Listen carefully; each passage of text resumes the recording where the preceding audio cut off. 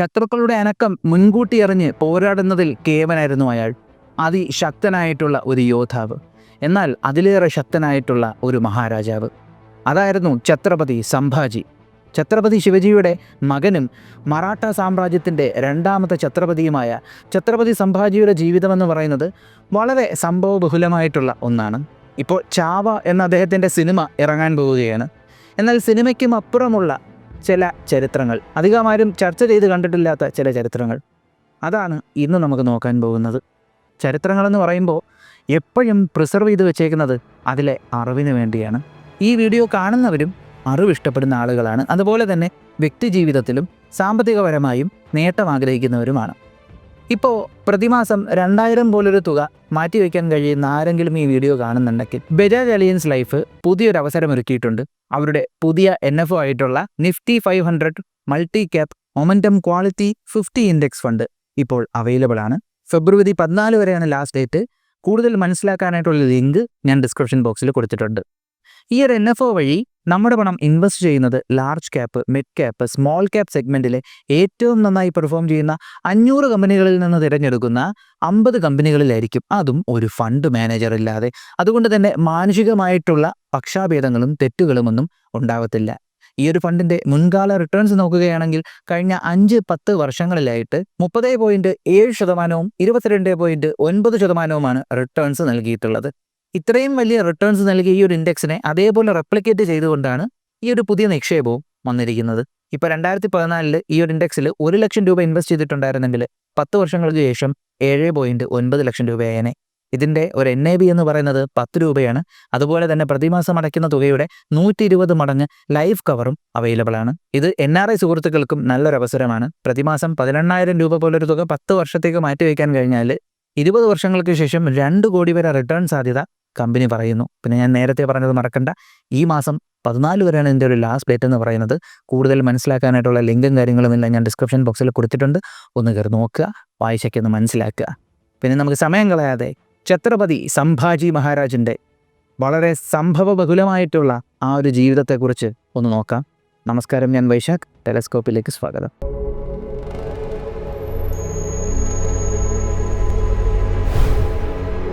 1657 14 മെയ്യിൽ പുരന്ദർ കോട്ടയിലായിരുന്നു ഛത്രപതി ശിവജിയുടെ മൂത്ത മകനായിട്ടുള്ള സംഭാജി ജനിക്കുന്നത്. സംഭാജിയുടെ ജനനം ഛത്രപതി ശിവജിയുടെ ജീവിതത്തിൽ വലിയൊരു ആഘോഷം നിറഞ്ഞ ദിവസമായിരുന്നു. കാരണം ഛത്രപതി ശിവജി എന്ന് പറയുമ്പോൾ ഒരു ദൗത്യത്തോടു കൂടി ജീവിക്കുന്ന ഒരു മനുഷ്യനായിരുന്നു. സ്വരാജ്യം എന്ന ദൗത്യം. സ്വരാജ്യം എന്ന് പറയുമ്പോൾ ഇൻഡിപെൻഡൻറ്റ് സ്റ്റേറ്റ്, മറ്റുള്ള രാജാക്കന്മാരാരുടെയും നിയന്ത്രണമില്ലാതെ അവരുടെ ടെറിട്ടറിയിൽ പൂർണ്ണമായും അവരുടെ ഭരണം, ഇൻഡിപെൻഡൻറ്റ് സ്റ്റേറ്റ് കൊണ്ടുവരിക എന്നുള്ള ആ ഒരു ചിന്ത, അത് ഛത്രപതി ശിവജിയുടെ ഒരു സ്വപ്നമായിരുന്നു. അതിനുവേണ്ടി അദ്ദേഹം നിരന്തരം പരിശ്രമിച്ചു കൊണ്ടുവരുന്നു. ഇങ്ങനെയാണ് പറഞ്ഞത്, ഛത്രപതി ശിവജിയുടെ രാജ്യമെന്ന് പറയുമ്പോൾ, മഹാരാജ്യമെന്ന് പറയുമ്പോൾ 2 ഡിവിഷനായി തിരിച്ചിട്ടുണ്ട്. ഗോദാവരി മുതൽ തുംഗഭദ്ര വരെ ഒരു ഡിവിഷനും തുംഗഭദ്ര മുതൽ കാവേരി വരെ അടുത്ത ഡിവിഷനും. ഈ ഗോദാവരി മുതൽ തുംഗഭദ്ര വരെയുള്ള ഡിവിഷനെയാണ് സ്വരാജ് എന്നവർ വിളിച്ചിരുന്നത്, സ്വരാജ്യ എന്നവർ വിളിച്ചിരുന്നത്. അപ്പോൾ ഈ ഒരു ഡിവിഷനെ 3 പ്രോവിൻസസ് ആയിട്ട് തിരിച്ചിട്ടുണ്ട്. ഇതിൽ 3ാമത്തെ പ്രോവിൻസ്, സദേൺ പ്രോവിൻസ്, പൂർണ്ണമായും ഛത്രപതി ശിവജിയുടെ കൺട്രോളിലല്ലായിരുന്നു. അപ്പോൾ അത് കൺട്രോളിലേക്ക് കൊണ്ടുവരാനായിട്ട് നിരന്തരമായി ചുറ്റിനുമുള്ള ബീജാപൂർ സൽത്തനേറ്റുമായിട്ട് ഇദ്ദേഹം പോരാടിക്കൊണ്ടിരുന്നു. അപ്പോൾ ഈ ഒരു ടാസ്ക് തൻ്റെ മകനാണ് തനിക്ക് ശേഷം കൊണ്ടുപോകേണ്ടതെന്ന് നല്ല ബോധ്യമുണ്ടായിരുന്നു ഛത്രപതി ശിവജിക്ക്. അതുകൊണ്ട് തന്നെ ചെറുപ്രായത്തിൽ തന്നെ ഏറ്റവും നല്ല രീതിക്കുള്ള വിദ്യാഭ്യാസമായിരുന്നു സംഭാജിക്ക് വേണ്ടി അദ്ദേഹം അറേഞ്ച് ചെയ്തത്.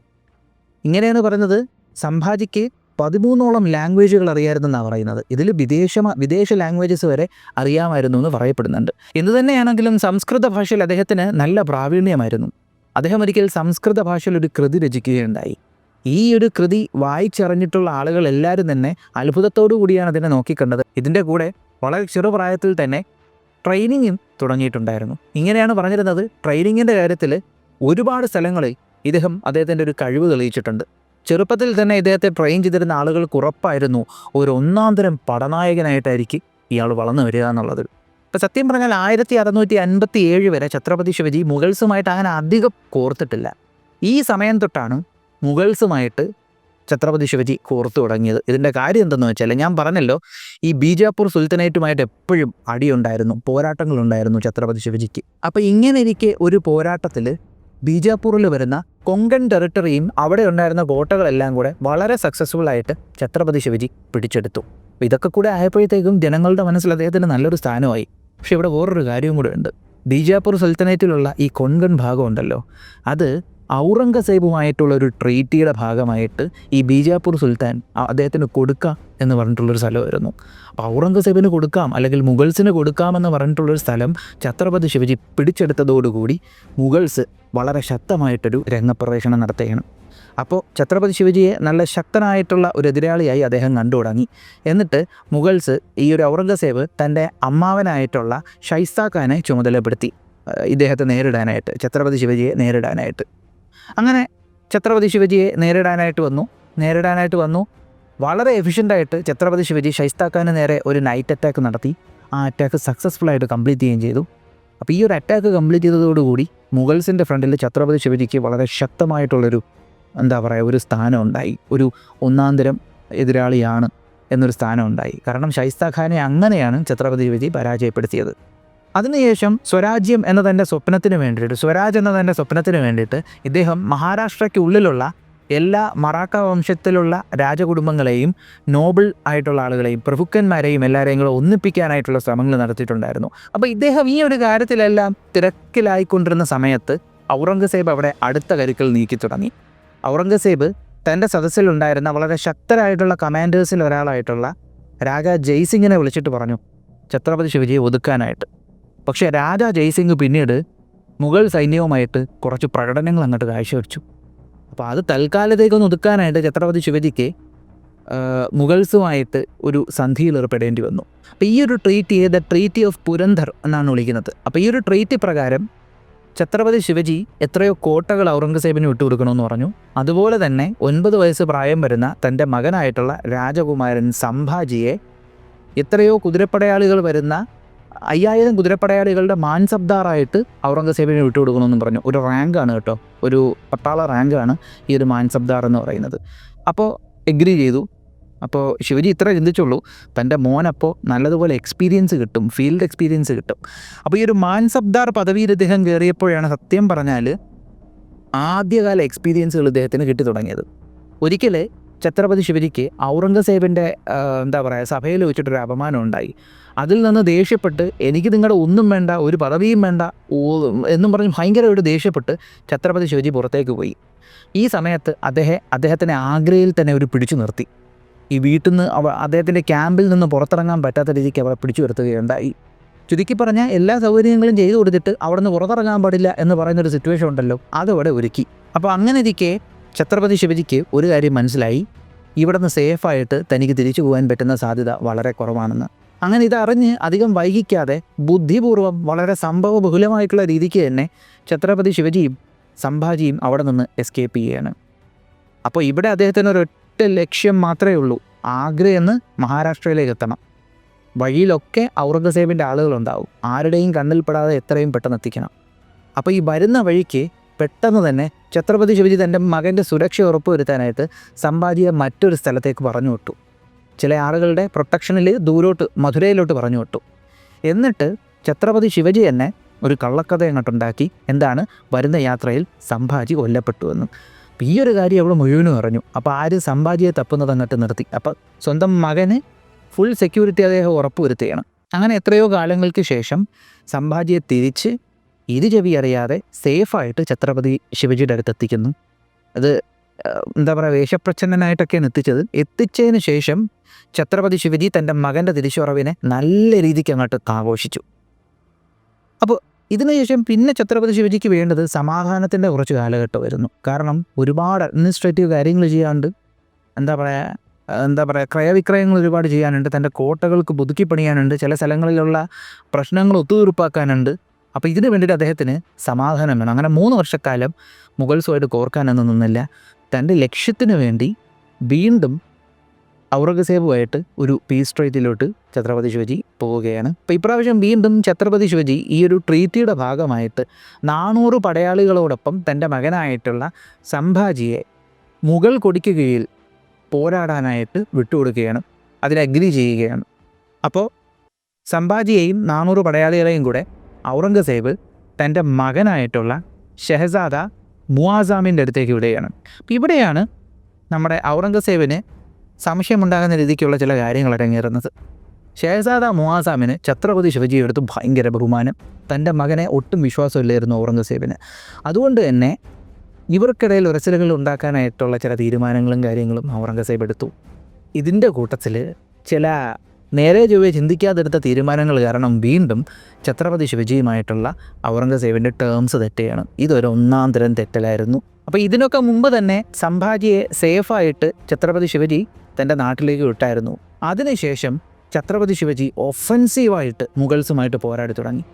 പിന്നെ ഈ മുഗൾസും മറാഠാസും തമ്മിലുള്ള ഈ ഒരു പോരാട്ടം കൊടുമ്പിരി കൊണ്ടുവന്ന സമയത്ത് ഇദ്ദേഹത്തിന് രാജകുമാരൻ സംഭാജിക്ക് 14 വയസ്സാണ്.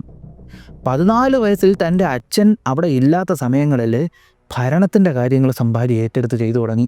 അഡ്മിനിസ്ട്രേറ്റീവ് ഡിസിഷൻസ് എടുത്തു തുടങ്ങി. എക്കണോമിക്കലായിട്ടുള്ള, അതായത് സാമ്പത്തികമായിട്ടുള്ള കാര്യങ്ങളെക്കുറിച്ചുള്ള അന്വേഷണവും കാര്യങ്ങളുമൊക്കെ സംസാരിച്ചു തുടങ്ങി. എന്തിനേറെ പറയണം, സംഭാജിയുടെ വർക്കുകൾ കംപ്ലീറ്റ് ചെയ്യാൻ വേണ്ടി ഛത്രപതി ശിവജി അദ്ദേഹത്തിനൊരു ക്ലർക്കിനെ വരെ അറേഞ്ച് ചെയ്ത് കൊടുത്തു. അത്രത്തോളം 14-ാം വയസ്സിലെ രാജകുമാരൻ ബിസി ആവുകയാണ്. അങ്ങനെ 1674 റായ്ഘട്ടിൽ വെച്ചിട്ട് ഛത്രപതി ശിവജിയുടെ പട്ടാഭിഷേകവും കഴിഞ്ഞു. അദ്ദേഹത്തിന് ഛത്രപതി എന്ന ഒരു പട്ടപ്പേര് അണിയുകയും ചെയ്തു. അപ്പോൾ ഇതേ സന്ദർഭത്തിൽ വെച്ച് തന്നെ സംഭാജിയെ യുവരാജാവ് പദവിയിലേക്ക് അദ്ദേഹത്തെ ഡിക്ലെയർ ചെയ്തു. ഇപ്പോൾ യുവരാജാവ് എന്ന് പറഞ്ഞാൽ അടുത്ത രാജാവ് വേണ്ട ആൾ. പക്ഷേ ഇവിടെ നമ്മൾ പറയേണ്ട ഒരു കാര്യമുണ്ട്. യുവരാജാവ് പട്ടം എടുത്തതിന് ശേഷം ഛത്രപതി ശിവജി കൂടുതൽ ടാസ്കുകൾ യുവരാജാവ് സംഭാജി ഏൽപ്പിച്ചു തുടങ്ങി. എന്തിനേറെ പറയണം, രാജാക്കന്മാരെ സന്ധി ചേർക്കുക, 2 രാജാക്കന്മാർക്കിടയിലുള്ള തർക്കത്തിനെ ഒത്തുതീർപ്പാക്കുക, ഇങ്ങനത്തെ കാര്യങ്ങളെല്ലാം ആ ചെറുപ്രായത്തിൽ ആ യുവരാജാവ് ചെയ്തു തുടങ്ങി. ഛത്രപതി ശിവജിയുടെ പട്ടാഭിഷേകം കഴിഞ്ഞ് എത്രയോ സമയങ്ങൾക്ക് ശേഷം അദ്ദേഹത്തിൻ്റെ അമ്മ ജീജാബായി മരണപ്പെടുകയാണ്. അങ്ങനെ ഒരു പുരോഹിതൻ്റെ നിർദ്ദേശപ്രകാരം ചില ഹോമങ്ങളും പൂജകളും എല്ലാം നടത്തി വീണ്ടും ഛത്രപതി ശിവജിയെ രണ്ടാമതൊരു തവണ കൂടെ പട്ടാഭിഷേകം നടത്തി. അങ്ങനെ 2 തവണ പട്ടാഭിഷേകം നടത്തി. ഈ 2ാമത് പട്ടാഭിഷേകം നടത്തിയപ്പോൾ കുറച്ച് പൂജയും കാര്യങ്ങളുമൊക്കെ ഉണ്ടായിരുന്നു. ഛത്രപതി ശിവജിക്ക് ഒരു മന്ത്രം ഒരു ഗുരുവിൽ നിന്ന് ഉപദേശമായിട്ട് ലഭിക്കുകയൊക്കെ ചെയ്തായിരുന്നു. അപ്പോൾ യുവരാജാവ് സംഭാജി ഇതെല്ലാം കണ്ടിട്ട് ഈ മന്ത്രതന്ത്രങ്ങളിലും ഈ പൂജാതി കർമ്മങ്ങളിലും എല്ലാം ഒരുപാട് ഇൻഫ്ലുവൻസ് ആവുകയാണ്. അതിനുശേഷം സംഭാജി ഈ ഒരു മന്ത്രതന്ത്രങ്ങളിലും അതുപോലെ ഈ ചില സംഘങ്ങളുണ്ടല്ലോ, രഹസ്യമായിട്ടുള്ള ഓരോ കാര്യങ്ങൾ ചെയ്യുന്ന സംഘങ്ങൾ, അങ്ങനെ ഒരു സംഘവുമായിട്ട് ഒരു ചെറിയ സൗഹൃദത്തിൽ വന്നു. അപ്പോൾ ഈ സമയത്തിൽ ഛത്രപതി ശിവജി തൻ്റെ പല പോരാട്ടങ്ങളിലും കൂടുതൽ ഫോക്കസ് ചെയ്തുകൊണ്ടിരുന്ന ഈ സമയത്തിൽ യുവരാജാവ് സംഭാജി ഈ ഒരു ഗ്രൂപ്പുമായിട്ടുമെല്ലാം ഒരുപാട് സൗഹൃദം സ്ഥാപിച്ച് അവരുമായിട്ട് ചില പൂജാ കാര്യങ്ങളിലെല്ലാം പങ്കെടുത്ത് ഒരു അഭിഷേകം സംഭാജി നടത്തും. അഭിഷേകം സംഭാജി നടത്തിയതിന് ശേഷം സംഭാജി ഇൻഡിപെൻഡൻ്റ് ആയിട്ടുള്ളൊരു രാജാവാണ് എന്നൊരു ചിന്ത സംഭാജിയുടെ മനസ്സിലേക്ക് വരും. ഇവരുമായിട്ടുള്ള ഈ ഒരു സൗഹൃദം സംഭാജിയെ റെസ്പോൺസിബിലിറ്റിയിൽ നിന്ന് ഒരുപാട് പുറകോട്ട് മാറ്റി. ഇറസ്പോൺസിബിൾ ആക്കിയെന്ന് മാത്രമല്ല, ഇറാഷണലായിട്ട് ചിന്തിച്ചു തുടങ്ങി. അതായത് യുക്തിപരമായിട്ട് ചിന്തിക്കുന്നതിന് പകരമായിട്ട് യുക്തിക്ക് നിരക്കാത്ത രീതിക്കൊക്കെ സംഭാജി ചിന്തിച്ചു തുടങ്ങി. അപ്പോൾ ഇതിനെ തുടർന്ന് താൻ ഇൻഡിപെൻഡൻ്റ് ആയിട്ടുള്ള ഒരാളായി മാറി. അപ്പോൾ ഇനി ഇൻഡിപെൻഡൻ്റ് ആയിട്ടൊരു രാജാവാകണം എന്നൊരു ചിന്ത മനസ്സിൽ ഈ കൂട്ടുകെട്ടുകാരനും തോന്നിയതിനെ തുടർന്ന് ഛത്രപതി ശിവജിയോട് ഡയറക്റ്റ് എന്ന് പറയുകയാണ്, സ്വരാജ്യത്തിൻ്റെ ഒരു ഭാഗം എനിക്ക് തരണമെന്ന്. ഛത്രപതി ശിവജി പറഞ്ഞു, സ്വരാജ്യം ഒന്നാണ്, സ്വരാജ്യം ഒരിക്കലും 2 ഭാഗങ്ങളായിട്ട് ഖണ്ഡിക്കാൻ പറ്റത്തില്ല. വേണമെങ്കിൽ നിനക്ക് സ്വരാജ്യം മുഴുവനും തരാം, നിൻ്റെ സ്റ്റെപ്പ് ബ്രദറും എൻ്റെ ഇളയ മകനുമായിട്ടുള്ള രാജാറാമിന് മറ്റൊരു രാജ്യം ഞാൻ പിടിച്ചു കൊടുക്കാം എന്ന് പറഞ്ഞു. അങ്ങനെ ചെയ്താൽ പോലും ഞാൻ ഈ സ്വരാജ്യം 2ആക്കത്തില്ല. ഇവിടെ നീ ഒരു കാര്യം കൂടെ ശ്രദ്ധിക്കണം, രാജാറാം അവൻ്റെ സന്തോഷത്തിന് വേണ്ടി, അവൻ്റെ സുഖത്തിന് വേണ്ടി രാജ്യം വിഭജിച്ച് തരണമെന്ന് പറഞ്ഞിട്ടില്ല, എൻ്റെ മൂത്ത മകനായിട്ടുള്ള നീയാണത് പറഞ്ഞതെന്ന് സംഭാജിയോട് ഛത്രപതി പറയുന്നു. അങ്ങനെ ഒരു സംസാരം ഉണ്ടാകുന്നു. ഇതിനെ ഫോളോ അപ്പ് ചെയ്ത് ഇതിന് പല വെർഷൻസ് പറയുന്നുണ്ട് കേട്ടോ. ചിലതിൽ ഛത്രപതി ശിവജിയുടെ 2ാമത്തെ ഭാര്യ, അതായത് രാജാറാമിൻ്റെ അമ്മ, ആ ഒരു അമ്മ, 2ാം അമ്മയ്ക്ക് ഛത്രപതി ശിവജിയുടെ മകനായിട്ടുള്ള യുവരാജാവ് സംഭാജിയുടെ ഒരു താല്പര്യക്കുറവുണ്ടെന്നൊക്കെ പറയുന്നുണ്ട്. പക്ഷേ കൂടുതൽ നമ്മൾ റെഫർ ചെയ്ത് പോകുമ്പോഴത്തേക്കും ആദ്യകാലങ്ങളിലൊന്നും ആ ഒരു 2ാം അമ്മയുടെ താല്പര്യക്കുറവൊന്നും കാണിച്ചിട്ടില്ല. അതിനിയാണ് വരാൻ പോകുന്നത്. എന്തെന്ന് വെച്ചാൽ താനൊരു കാര്യം ആവശ്യപ്പെട്ടു, അത് അദ്ദേഹത്തിന് കിട്ടിയില്ല. അപ്പോൾ ഇങ്ങനൊരു ചിന്ത, ഇൻഡിപെൻഡൻ്റ് ആയിട്ടുള്ളൊരു രാജാവാകണം, രാജ്യത്തിൻ്റെ ഒരു ഭാഗം വേണമെന്നല്ല ഇപ്പോഴേ യുവരാജാവ് പറഞ്ഞു തുടങ്ങിയത് കൊണ്ട് തന്നെ ഛത്രപതി ശിവജിക്ക് മനസ്സിലായി തലസ്ഥാനത്ത് സംഭാജിയെ അഡ്മിനിസ്ട്രേറ്റീവ് ഡ്യൂട്ടീസ് ഏൽപ്പിച്ചിനി നിർത്തിയാൽ ശരിയാകത്തില്ല. അതുകൊണ്ട് തന്നെ സംഭാജിയെ തലസ്ഥാനത്തിൽ നിന്ന് ശൃംഗർപൂർ എന്ന സ്ഥലത്തേക്ക് മാറ്റി. ഈ രഹസ്യമായിട്ട് ഓരോ കാര്യങ്ങൾ, ഓരോ ക്രിയകളൊക്കെ ചെയ്യുന്നൊരു സംഘത്തിൻ്റെ കൂടെ ഒരു സൗഹൃദം സംഭാജിക്ക് ഉണ്ടായി എന്നൊക്കെ ഞാൻ നേരത്തെ പറഞ്ഞല്ലോ. ആ ഒരു സംഘത്തിൻ്റെ എന്താ പറയുക, ഒരു മെയിനായിട്ട് പ്രവർത്തിക്കുന്ന സ്ഥലമായിരുന്നു ഈ ഒരു ശൃംഗർപൂർ എന്ന് പറയുന്നത്. അപ്പോൾ അങ്ങോട്ടേക്ക് പറഞ്ഞു വിട്ടു. അപ്പോൾ അവിടെ ചെന്നപ്പോൾ വീണ്ടും ഇവരുമായിട്ടുള്ള സഹവാസം ഒരു പക്ഷേ സംഭാജിക്ക് ഉണ്ടായിട്ടുണ്ടാകണം. അതുകൊണ്ട് തന്നെ യുവരാജാവ് സംഭാജിയുടെ സ്വഭാവത്തിൽ അതിൻ്റേതായിട്ടുള്ള മാറ്റങ്ങളൊക്കെ വന്നു തുടങ്ങി. അപ്പം ഇത് അറിഞ്ഞ മുഗൾസ് ഈ ഒരു അവസരം നല്ലതുപോലെ ഉപയോഗിക്കാൻ തുടങ്ങി. ഇങ്ങനെ സംഭാജി ശിവജിയോട്, ഛത്രപതി ശിവജിയോട് സ്വരാജ്യത്തിൻ്റെ ഒരു ഭാഗം വേണം എന്നൊക്കെ പറഞ്ഞത് ഉപയോഗിക്കാമെന്നും പറഞ്ഞ് മുഗൾസ് ഒരു പരിപാടിയും. മുഗൾ സൈന്യാധിപനായിട്ടുള്ള ദിലിർ ഖാൻ വളരെ രഹസ്യമായിട്ട് സംഭാജിക്ക് ഒരു കത്തയക്കുകയാണ്. നിൻ്റെ അവസ്ഥ നമ്മൾ മനസ്സിലാക്കി, നീ നമ്മുടെ കൂടെ വാ. ഇദ്ദേഹത്തിന് ഔറംഗസേബിന് നിൻ്റെ രാജ്യം ആക്രമിക്കാനായിട്ട്, നിൻ്റെ തലസ്ഥാനം ആക്രമിക്കാനായിട്ടൊരു ലക്ഷ്യമുണ്ട്. നീ ഔറംഗസേബിൻ്റെ കൂടെ നിന്നാൽ നിനക്ക് അവിടെ കിട്ടാത്ത റെസ്പെക്റ്റ് ഇവിടെ കിട്ടും എന്നൊക്കെ പറഞ്ഞ് ആ ഒരു യുവരാജാവിൻ്റെ മനസ്സൊരുപാട് മാറ്റാൻ ശ്രമിച്ചു. സംഭാജി അതിന് മറുപടി അയച്ചു, ഞാൻ വരാം, പക്ഷേ ഇപ്പോൾ എനിക്ക് വരാൻ പറ്റത്തില്ല. എൻ്റെ അച്ഛൻ ഈ സ്ഥലത്തെ അതോറിറ്റി എന്നെ ഏൽപ്പിച്ചിട്ട് പോയേക്കാണ്. അച്ഛൻ വന്നതിന് ശേഷം ഞാൻ അങ്ങോട്ട് വരാം എന്നൊരു മറുപടി അദ്ദേഹം തിരിച്ചയച്ചു. ആ സമയത്തെ മാനസികാവസ്ഥ മോശമായിട്ടുള്ള കൂട്ടുകെട്ടുകളായിരിക്കണം അദ്ദേഹത്തെ കൊണ്ട് അങ്ങനെ ഉറയിപ്പിച്ചത്. അങ്ങനെ ഇത് ഛത്രപതി ശിവജി തിരിച്ചെത്തിയപ്പോഴത്തേക്കും അദ്ദേഹത്തിനെ മന്ത്രിമാരറിയിച്ചു. വേറെ ചില സ്ഥലങ്ങളിൽ പറയുന്നുണ്ട് കുറച്ചുകൂടെ കൂടുതൽ അറിയിച്ചു എന്ന് പറയുന്നുണ്ട്. വേറെ ചില സ്ഥലങ്ങളിൽ പറയുന്നുണ്ട് മന്ത്രിമാരങ്ങനെ അനാവശ്യമായിട്ടുള്ളതൊന്നും പറഞ്ഞിട്ടില്ല, മുഗൾസുമായിട്ടൊരു സംസാരം ഉണ്ടായതുകൊണ്ടാണെന്ന് പറയുന്നുണ്ട്. എന്ത് തന്നെയാണെങ്കിലും ഛത്രപതി ശിവജിക്ക് ഭയങ്കരമായിട്ട് ദേഷ്യം വന്നു. അപ്പോൾ ഇതിൽ നല്ല ദേഷ്യം വന്ന ഛത്രപതി ശിവജി തൻ്റെ മകനായിട്ടുള്ള യുവരാജ് സംഭാജിക്ക് ഒരു ലെറ്ററായിട്ട് അയക്കുകയാണ്. ഈ ഇവിടെ നിന്ന് പരളിയിലേക്ക് പോകാൻ പറഞ്ഞു. പരളിയിൽ തന്നെ നീ നിൽക്കണം, അവിടെ നിനക്ക് ചുറ്റും പടയാളികളുണ്ടാവും, അവിടെ നീ പുറത്തു വരാൻ പാടില്ല എന്ന് പറഞ്ഞു. അങ്ങനെ മോനെ ഒന്ന് മെരുക്കാനായിട്ട് പരളി എന്ന് പറയുന്ന സ്ഥലത്തേക്ക് വിട്ടു. അങ്ങനെ പരളി സ്ഥലത്തേക്ക് പോയപ്പോഴത്തേക്കും അവിടെ ഉണ്ടായിരുന്ന കമാൻഡൻറ്റ് വളരെ ബഹുമാനത്തോടു കൂടി തന്നെ അവിടെ നല്ലൊരു സ്ഥാനമൊക്കെ കൊടുത്ത് സംഭാജിയെ അവിടെ ഇരുത്തി വേണ്ട കാര്യങ്ങളെല്ലാം ചെയ്തു കൊടുത്തു. അങ്ങനെ അവരുടെ വിശ്വാസപ്രകാരം വളരെ പ്രത്യേകതയുള്ളൊരു ദിവസം സംഭാജി പറഞ്ഞു, വളരെ വിശുദ്ധമായിട്ടുള്ള ആ നദിയിൽ എനിക്കൊന്ന് കുളിച്ച് അമ്പലത്തിലൊക്കെ ഒന്ന് പോകണം, അതുപോലെ ഈ ഒരു ഉത്സവത്തിലൊക്കെ ഒന്ന് പങ്കെടുക്കണം എന്ന് പറഞ്ഞു. അപ്പോൾ അതിനു വേണ്ടി ഞാൻ കോട്ടയ്ക്ക് പുറത്തേക്ക് പോവുകയാണ്, എൻ്റെ കൂടെ 4-5 പടയാളികളെയും കൂടെ വിടണമെന്ന് പറഞ്ഞു എനിക്ക് തുണയായിട്ട്. അങ്ങനെ ഇദ്ദേഹം പോയി കുളിച്ചു. അവിടെയുള്ള ജനങ്ങൾക്ക് ആവശ്യത്തിലധികം ഇദ്ദേഹത്തിൻ്റെ കയ്യിലുള്ള ധനമെല്ലാം കൊടുത്തു, ഒരു ചാരിറ്റി എന്ന പോലെ. എല്ലാവരെയും, ജനങ്ങളെല്ലാം വളരെ കാര്യമായിട്ട് അദ്ദേഹം സ്നേഹിച്ച് അവർക്ക് കൊടുക്കേണ്ട കാര്യങ്ങളെല്ലാം കൊടുത്തിട്ട് ഇവരോട് പറഞ്ഞു, നിങ്ങൾ തിരിച്ചു വെക്കോ, ഞാൻ വന്നോളാം എന്ന് പറഞ്ഞു. ഈ ഗ്യാപ്പിൽ ഇദ്ദേഹം കുതിരപ്പുറത്തേറി ആ ഒരു ദിലിർ ഖാൻ ആ ഒരു മുഗൾ സൈന്യാധിപൻ്റെ ക്യാമ്പിലേക്ക് പുറപ്പെട്ടു. ഇതവർ പ്ലാൻ ചെയ്ത കാര്യമാണ്.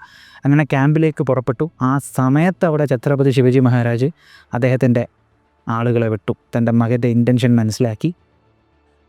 അപ്പോൾ ഛത്രപതി ശിവജിയുടെ മകനായിട്ടുള്ള യുവരാജാവ് സംഭാജി മുഗൾസിൻ്റെ കൂടെ സഖ്യം ചേരാനായിട്ട് വരുന്നു എന്ന് മനസ്സിലാക്കിയ ഉടനെ തന്നെ ദിലിർ ഖാൻ ഇത് ഔറംഗസേബിനെ അറിയിക്കുന്നു.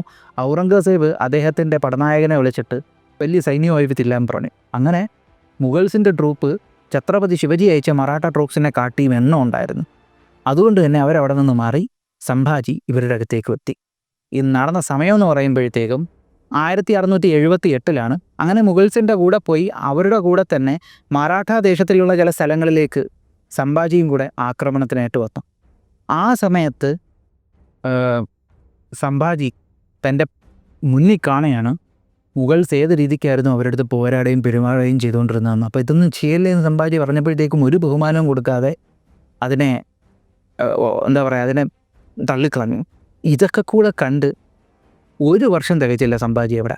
1 വർഷം കഴിയുന്ന ആ ഒരു സമയമായപ്പോഴത്തേക്കും ഒരു ഡിസംബർ 1679 സമയമായപ്പോൾ മുഗൾ ക്യാമ്പിൽ നിന്ന് വളരെ സക്സസ്ഫുള്ളായി സംഭവബഹുലമായി തൻ്റെ ബുദ്ധി പ്രയോഗിച്ചും നല്ല എഫിഷ്യൻ്റായി തന്നെ തൻ്റെ അച്ഛൻ്റെ സൈനികരുടെ സഹായത്തോടു കൂടി പൻഹാള ഫോർട്ടിലേക്ക് ഡിസംബർ 1679 യുവരാജാവ് സംഭാജി എത്തി.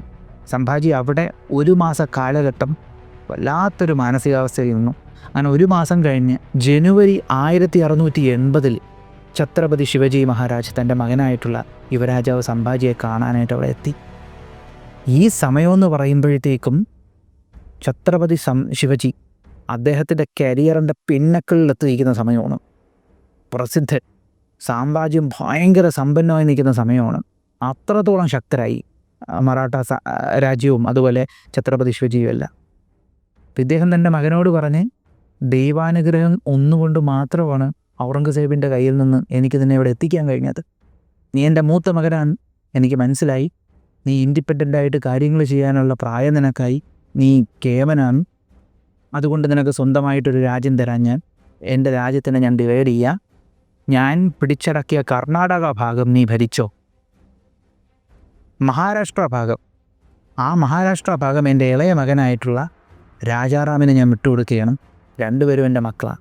നീ ഒറ്റയ്ക്കൊരു ദേശം ഭരിക്കാൻ ആഗ്രഹിച്ച ആളല്ലേ, അതിനുള്ള കാലിബർ നിനക്കായെന്നല്ലേ നീ പറഞ്ഞേ, നീ ഭരിച്ചോ എന്ന് പറഞ്ഞു. ഇത് കേട്ടപ്പോൾ, നീ എൻ്റെ മൂത്ത മകനാണ് അതുകൊണ്ട് നീ ഇതെടുത്തോ എന്ന് ചെറിയ കുത്തുവാക്കുകളും നിരാശാ മനോഭാവവും സ്നേഹവും ഒക്കെ കൂടെ ചേർത്ത് ഛത്രപതി ശിവജി ഇത് പറഞ്ഞത് കേട്ടപ്പോൾ യുവരാജാവ് സംഭാജി തകർന്നു എന്ന് വേണം പറയാൻ. യുവരാജാവ് സംഭാജി പറഞ്ഞു, ഞാൻ അച്ഛൻ്റെ കാൽക്കൽ കഴിഞ്ഞോളാം. അച്ഛൻ്റെ കാലിൻ്റെ കീഴിലാണ് എൻ്റെ സ്ഥലം. അച്ഛൻ എനിക്ക് ചോറും പാലും വിളമ്പിയാൽ പോലും ഞാനത് കഴിച്ചോളാം. അച്ഛൻ എന്തു പറയുമോ ഞാൻ അതുപോലെ ചെയ്തോളാം. എനിക്കൊന്നും വേണ്ട, അച്ഛൻ പറയുന്നത് പോലെയല്ല എന്ന് പറഞ്ഞ്.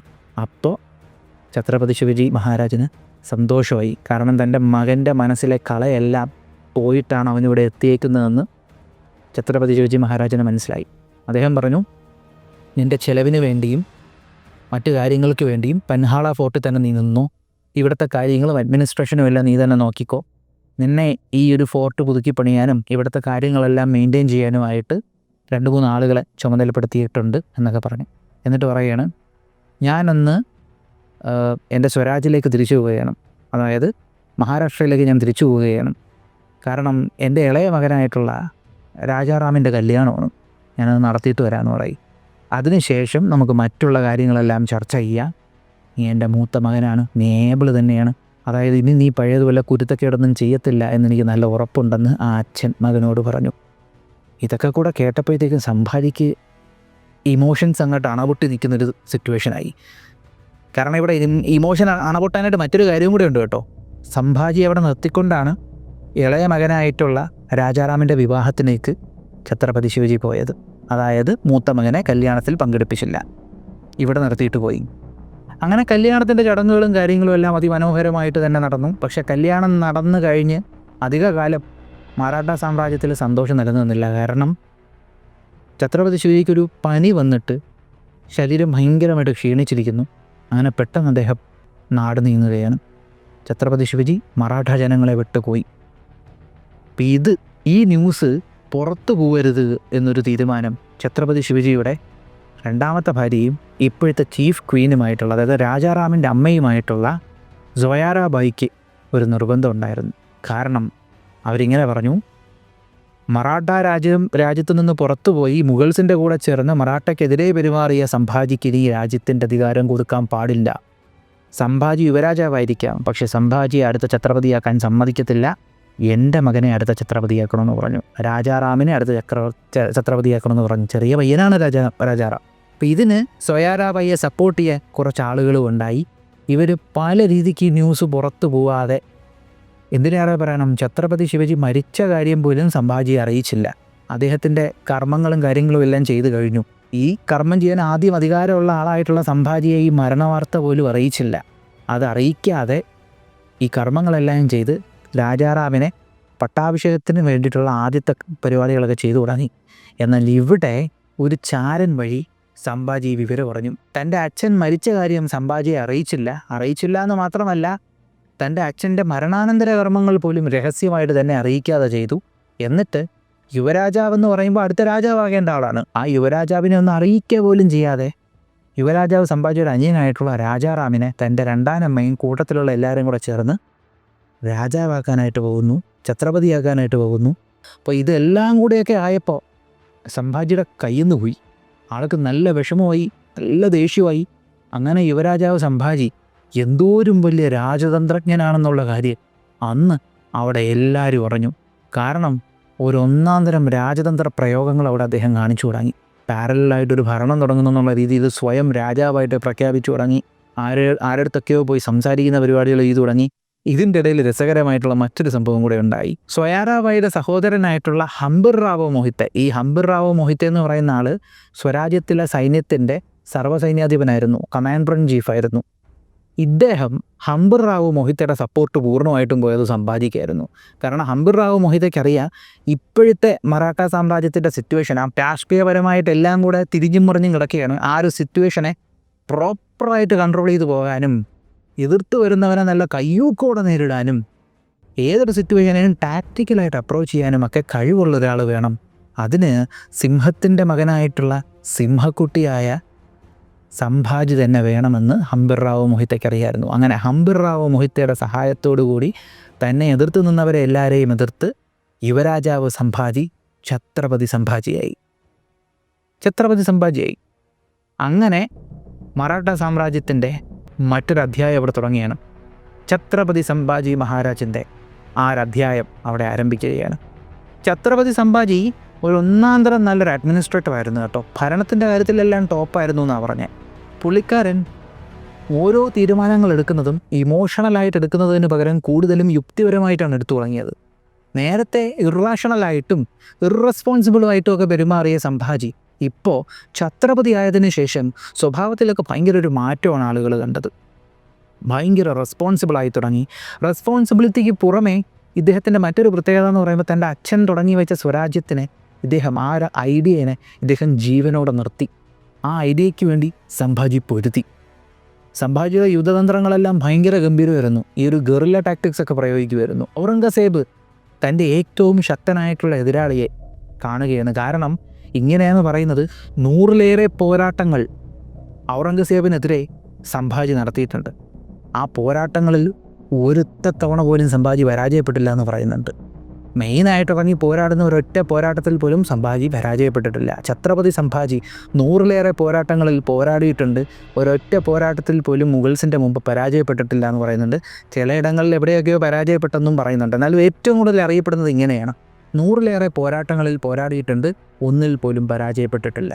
പുള്ളിക്കാരൻ്റെ ഒരു രീതി എന്ന് പറയുമ്പോഴത്തേക്കും മെയിനായിട്ട് ഫോക്കസ് ചെയ്തിരുന്നത് മുഗൾസിൻ്റെ ട്രൂപ്പുകളെ ഒരു സ്ഥലത്ത് കോൺസെൻട്രേറ്റ് ചെയ്യാൻ സമ്മതിക്കത്തില്ല. അതുപോലെ തന്നെ ഡെക്കാനിൽ നിന്ന് എത്രത്തോളം ഔറംഗസേബിനെയും ടീംസിനെയും മാറ്റി നിർത്താൻ പറ്റുമോ അതെല്ലാം ചെയ്യുമായിരുന്നു. ഛത്രപതി സംഭാജിക്ക് കീഴിൽ അദ്ദേഹത്തിൻ്റെ സൈനികർക്ക് ഭയങ്കര ധൈര്യമായിരുന്നു.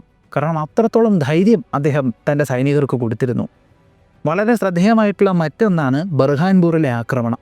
ബർഹാൻപൂറിലെ ആക്രമണം പ്രോപ്പർ പ്ലാനിങ്ങും എക്സിക്യൂഷനും എന്താണെന്ന് സംഭാജി കാണിച്ചു കൊടുത്ത ഒന്നായിരുന്നു. അത് എങ്ങനെയെന്ന് വെച്ചാൽ, സൂററ്റ് എന്ന് പറയുന്ന സ്ഥലം ഛത്രപതി ശിവജി 2 തവണ ആക്രമിച്ചിട്ടുള്ള സ്ഥലമാണ്. അതുകൊണ്ട് തന്നെ സംഭാജി മുഗൾസിനെ തെറ്റിദ്ധരിപ്പിച്ചു, ഇവർ സൂററ്റിലാണ് ആക്രമിക്കാൻ പോകുന്നതെന്ന്. അപ്പോൾ 2 തവണ തൻ്റെ അച്ഛൻ ആക്രമിച്ച സ്ഥലമായതുകൊണ്ട് വീണ്ടും സൂററ്റിൽ സംഭാജിയും കൂട്ടരും ആക്രമിക്കാൻ പോകുമെന്ന് മനസ്സിലാക്കിയ മുഗൾസ് അങ്ങോട്ടേക്ക് കൂടുതൽ സൈനികരെ വിട്ടു. ഈ ഗ്യാപ്പിൽ ഒരു സർപ്രൈസ് അറ്റാക്ക് നടത്തി ബർഹാൻപൂർ എന്ന് പറയുന്ന സ്ഥലത്ത് ഛത്രപതി സംഭാജി മഹാരാജും അതുപോലെ തന്നെ ഹംബിർറാവോയും കൂടെ ഒരു ഗംഭീര ആക്രമണം നടത്തി. ഒരൊറ്റ രാത്രി കൊണ്ട് 20 മില്യൺ രൂപയാണ് മുഗൾസിന് നഷ്ടം വരുത്തിയത്. തൻ്റെ രാജ്യത്തിൻ്റെ ഭദ്രതയാണ് അദ്ദേഹം അവിടെ ഉറപ്പുവരുത്തിയത്. പക്ഷേ ഇവിടെ ഈ ഒരു ആക്രമണത്തിൽ സാധുക്കളെ ഒന്നും അങ്ങോട്ട് അധികം ഉപദ്രവിച്ചിട്ടില്ല. പക്ഷേ ഛത്രപതി ശിവജിയിൽ നിന്ന് ഒരു കാര്യത്തിൽ സംഭാജി വ്യത്യസ്തനായിരുന്നു. അതായത് ഛത്രപതി ശിവജി തൻ്റെ സൈനികരോട് പറയും, ഒരു കാരണവശാലും ക്രൂരമായിട്ടുള്ള രീതിയിലുള്ള ഒന്നും കാണിച്ചു കളയരുതെന്ന്. സംഭാജി പക്ഷേ ക്രൂരമായിട്ട് പോരാടാനായിട്ടുള്ള പെർമിഷൻ കൊടുത്തിട്ടുള്ളതായിരുന്നു. ആ ഒരു കാര്യത്തിൽ അച്ഛൻ്റെ നേരെ ഓപ്പോസിറ്റായിരുന്നു. ഇതുപോലെ സംഭാജിയുടെ ഒരു പ്ലാനിങ്ങിൻ്റെ മറ്റൊരു സംഭവമാണ്, ഒരിക്കൽ ഔറംഗസേബ് വിദേശികളുമായിട്ട് ഒരു കരാർ ഒപ്പുവയ്ക്കാൻ തുടങ്ങി. ഗോവൻ ഹാർബറിൽ അവരുടെ കച്ചവട കപ്പലുകൾ കൊണ്ടുവരാനായിട്ടുള്ള ഒരു കരാറായിരുന്നു അത്. ഛത്രപതി സംഭാജിക്ക് കാര്യം മനസ്സിലായി. കാരണം ഇത് ഗോവ പോർട്ടിൽ അവരുടെ കച്ചവട കപ്പലുകൾ നിർത്തുക എന്നുള്ള ഉദ്ദേശം മാത്രമല്ലായിരുന്നു. ഇങ്ങനെ ചെയ്താൽ കടൽ മാർഗം ഡെക്കാനിലേക്കൊരു സപ്ലൈ റൂട്ട് ഔറംഗസേബിന് തുറക്കാൻ പറ്റും. അതവർക്ക് നല്ലതല്ല എന്ന് മനസ്സിലാക്കിയ ഛത്രപതി സംഭാജി നേരത്തെ തന്നെ പോയി ഈ വിദേശികളെ ആക്രമിച്ച് കീഴ്പ്പെടുത്തി. ഈ ഒരു ആക്രമണത്തിൽ ഈ വിദേശികളുടെ ഗോവയിലുള്ള ഹെഡ് ക്വാർട്ടേഴ്സ് മാത്രമേ ഇവർക്ക് ഡിഫെൻഡ് ചെയ്യാൻ കഴിഞ്ഞുള്ളൂ. ഇതിനു പുറമെ ഔറംഗസേബിൻ്റെ റബലായിട്ടുള്ളൊരു മകനുണ്ടായിരുന്നു, അക്ബർ എന്നായിരുന്നു ആ മകൻ്റെ പേര്. ആ മകനുമായിട്ട് സൗഹൃദം ചേരുക, അങ്ങനെ യുദ്ധതന്ത്രത്തിൻ്റെ പല വെർഷൻസ് ആയിരുന്നു ഛത്രപതി സംഭാജി കാണിച്ചത്. നേരത്തെ പറഞ്ഞതുപോലെ 100-ലേറെ പോരാട്ടങ്ങളിൽ പങ്കെടുത്തിട്ടുണ്ട്, അതിലൊന്നിൽ പോലും പരാജയം അറിഞ്ഞിട്ടില്ല. അപ്പം അങ്ങനെ ഇരുന്ന സംഭാജിയെ ഔറംഗസേബിൻ്റെ മുമ്പ് പരാജയപ്പെടുത്തിയത് തൻ്റെ കൂടെ തന്നെയുള്ള ഒരാളായിരുന്നു. സംഭാജിയെ ഒറ്റിക്കൊടുക്കുകയായിരുന്നു. അങ്ങനെ കൂടെ തന്നെ നിന്ന ഒരാൾ സംഭാജിയെ ഒറ്റിക്കൊടുത്ത് ഔറംഗസേബിൻ്റെ കയ്യിൽ സംഭാജി അകപ്പെടുകയുണ്ടായി. താൻ ഭരണത്തിൽ കയറി 9 വർഷത്തിനുള്ളിൽ അയാൾ സാധിച്ചതും ജയിച്ചതും എന്നൊക്കെ പറയുമ്പോഴത്തേക്കും ആ ഒരു 9 വർഷം കൊണ്ട് ആർക്കും നേടാൻ പറ്റാത്ത കാര്യങ്ങളായിരുന്നു. തൻ്റെ അച്ഛൻ്റെ സ്വപ്നം അതുപോലെ തന്നെ ജീവനോടെ നിർത്തിയ ഒരു മകനായിരുന്നു ഛത്രപതി സംഭാജി. പക്ഷേ മുഗൾസിൻ്റെ കയ്യിൽ അകപ്പെട്ടതിന് ശേഷം സംഭാജി ഒരു രാജാവാണെന്നുള്ള മര്യാദ പോലും അദ്ദേഹത്തിന് കൊടുത്തില്ല. സാധാരണ ഒരു സൈനികന് കൊടുക്കുന്ന മര്യാദ പോലും സംഭാജിക്ക് കൊടുത്തില്ല. അത്രത്തോളം ക്രൂരമായിട്ട് ചിത്രവധം ചെയ്തു സംഭാജിയെ. ഇതിനെക്കുറിച്ച് കൂടുതൽ അറിയാനായിട്ട്, ഈ ഒരു ഛത്രപതി സംഭാജിയെക്കുറിച്ച് കൂടുതൽ അറിയാനായിട്ട് മഹാരാഷ്ട്രയിലുള്ള പൂനെയിലും ബോംബെയിലുമുള്ള എൻ്റെ ചില സുഹൃത്തുക്കളെ ഞാൻ കോണ്ടാക്ട് ചെയ്തു. അവിടെയുള്ള ആളുകൾ ഛത്രപതി സംഭാജിയെക്കുറിച്ച് പറയുന്ന കഥകൾ, കാലാകാലങ്ങളായിട്ട് അവർ കേട്ടു വന്ന കഥകൾ അറിയാനായിട്ട് ഞാനൊന്ന് വിളിച്ചായിരുന്നു. അവിടെ സംഭാജി നേരിട്ട ചിത്രവധം, ആ ക്രൂരത, മുഗൾസ് സംഭാജിയിൽ നടത്തിയിട്ടുള്ള ക്രൂരത, അത് പറയാൻ പറ്റത്തില്ല. ഇവിടെ അത് സഹിക്കാൻ പറ്റാത്ത, ഒരു രാജാവിനോടും കാണിക്കാൻ പറ്റാത്ത ക്രൂരതയാണ് സംഭാജി നേരിട്ടത്. അതൊന്നും തന്നെ ഓപ്പണായിട്ട് നമുക്ക് പറയാൻ പറ്റത്തില്ല. അത്രത്തോളം ക്രൂരത സംഭാജിയോട് കാണിച്ചു. എന്നിട്ട് അദ്ദേഹത്തെ വധിച്ചു. സംഭാജിയെ, ധീരനായിട്ടുള്ള ആ ഒരു യോദ്ധാവിനെ നേർക്ക് നേരെ പോരാടുന്നതിന് പകരം ചതിയിലൂടെ പിടിച്ച് വധിച്ചു. എന്തിനേറെ പറയണം, സംഭാജിയെ ഇഷ്ടപ്പെടുന്ന ആളുകൾ അദ്ദേഹത്തിൻ്റെ മരണശേഷമുള്ള ആ ഒരു രൂപം കാണാൻ താല്പര്യപ്പെടാത്ത രീതിക്കായിരുന്നു സംഭാജിയുടെ ആ ഒരു അവസാനത്തെ അവസ്ഥ എന്ന് പറയുന്നത്. ഇതാണ് ഛത്രപതി സംഭാജി മഹാരാജിൻ്റെ സംഭവ ബഹുലമായിട്ടുള്ള ജീവിതം. ഇപ്പോൾ ഞാൻ ആദ്യം പറഞ്ഞ NFOയുടെ കാര്യം മറക്കണ്ട കേട്ടോ.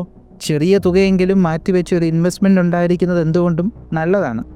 അതിനൊരു അവസരമായാണ് ബജാജ് അലിയൻസിൻ്റെ Nifty 500 multi cap momentum quality 50 index fund നിങ്ങൾക്ക് പരിചയപ്പെടുത്തുന്നത്. അപ്പോൾ ഇതിൻ്റെ ഒരു ലാസ്റ്റ് ഡേറ്റ് ഫെബ്രുവരി 14. അപ്പോൾ അവസാന നിമിഷം വരെ വെച്ചുകൊണ്ടിരിക്കാതെ ഡിസ്ക്രിപ്ഷൻ ബോക്സിലും കമൻറ്റ് ബോക്സിലും ഒക്കെ കൊടുത്തേക്കുന്ന ലിങ്ക് വഴി ഇതിനെക്കുറിച്ചൊക്കെ ഒന്ന് വായിച്ചൊക്കെ ഒന്ന് മനസ്സിലാക്കുക. അപ്പോൾ ഛത്രപതി സംഭാജി മഹാരാജിൻ്റെ ഈ ഒരു വീഡിയോ നിങ്ങൾക്ക് ഇഷ്ടമായെന്ന് വിശ്വസിക്കുന്നു. ഛത്രപതി സംഭാജി മഹാരാജിൻ്റെ പോരാട്ടങ്ങളെക്കുറിച്ച് പറയണമെങ്കിൽ തന്നെ സെപ്പറേറ്റ് ആയിട്ടുള്ള ഒരു വീഡിയോ ചെയ്യേണ്ടി വരും. അപ്പോൾ ഈ ഒരു വീഡിയോ നിങ്ങൾക്ക് ഇഷ്ടമായെന്ന് വിശ്വസിക്കുന്നു. നിങ്ങളുടെ അഭിപ്രായങ്ങളൊന്ന് കമൻറ്റ് ചെയ്തേക്കുക. നമ്മുടെ ചാനലിലേക്ക് നിങ്ങൾ ആദ്യമായിട്ടാണ് വരുന്നതെങ്കിൽ ഒന്ന് സബ്സ്ക്രൈബ് ചെയ്തേക്കുക.